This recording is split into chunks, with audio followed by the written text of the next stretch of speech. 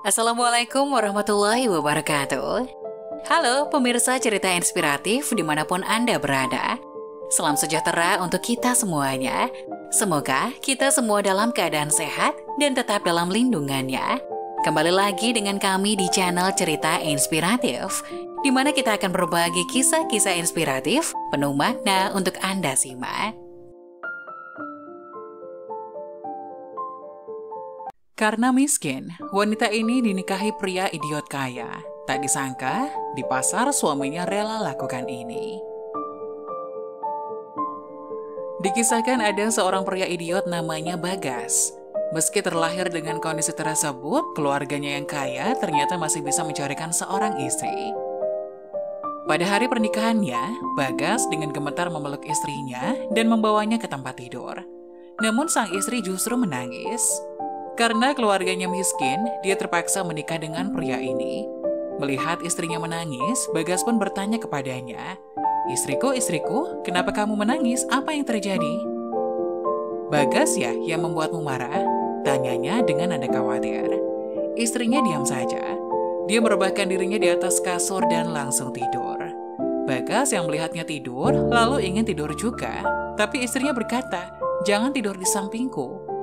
Meski kesal, tapi Bagas tidak berani membantah. Karena takut istrinya kabur, jadi dia pun tidur di sudut kamar. Beberapa hari kemudian, keluarga di rumah ingin punya beberapa barang baru.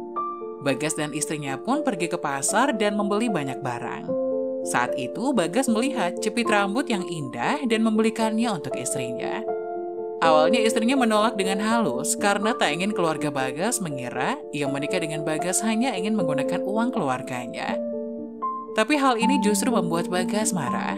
"Kamu kan istriku, jadi harus berdandan secantik mungkin," katanya sambil menyelipkan jepit rambut itu ke rambut istrinya. Sepulangnya ke rumah, istrinya tidak lagi menyuruh Bagas tidur di atas lantai seperti yang sudah-sudah. Sejak itu Bagas semakin baik kepadanya. Dan lambat laun, dia pun sedikit demi sedikit mulai bisa menerima suaminya yang idiot itu. Suatu hari, mereka pergi untuk membeli sesuatu. Saat dalam perjalanan pulang, sekelompok orang mengganggu istrinya itu. Melihat istrinya diganggu sampai menangis, Bagas segera menerjang ke para pengganggu itu dan adu jotos dengan mereka pun tak bisa terelakkan. Malangnya, salah satu pengganggu yang kesal kemudian mengambil pisau dan menikam Bagas lalu kabur. Melihat Bagas tergeletak di atas tanah dengan darah bercucuran, istrinya segera berlari ke sana dan memeluk Bagas. Dengan bergetar, Bagas berkata kepada istrinya, "Istriku, jangan menangis, Bagas bisa melindungimu." Tapi Bagas sudah tidak kuat lagi, tidak bisa menemanimu pulang istriku. "Maukah kamu memanggil suamiku?" Istrinya tidak menyangka, Bagas masih tetap memikirkannya di saat kritis. Dia pun menangis terisak sambil berkata, "Suamiku, kamu harus bertahan." Bagas akhirnya mengembuskan napas terakhir sambil tersenyum. Dan gadis itu pun menjerit histeris di tengah isak tangisnya melihat Bagas terbujur diam dalam pelukannya. Mungkin memang Bagas idiot mengorbankan dirinya untuk seseorang. Tapi setidaknya dia tahu kalau dia akan melindungi, mencintai, dan menyayangi dengan nyawanya setelah memanggil istrinya. Mungkin sekarang kita semua punya pasangan masing-masing, memanggil dengan mesra suamiku atau istriku. Tapi Anda harus bertanggung jawab saat berseru dengan kata suami atau istriku ini.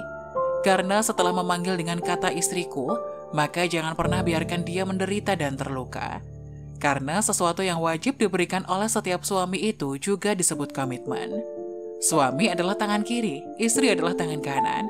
Ketika suatu hari tangan kiri berdarah, tangan kanan pasti akan menahan untuk menghentikan kucuran darahnya.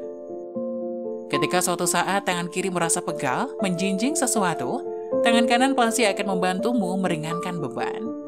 Jadi jangan tinggalkan tangan kanan Anda, apalagi meninggalkan tangan kiri Anda. Karena saat tangan kiri menepuk tangan kanan, baru akan terasa kehidupan yang indah. Jika dalam sepanjang hidup ada sesosok orang yang mencintai, menyayangi, dan peduli padamu, ini adalah kebahagiaan.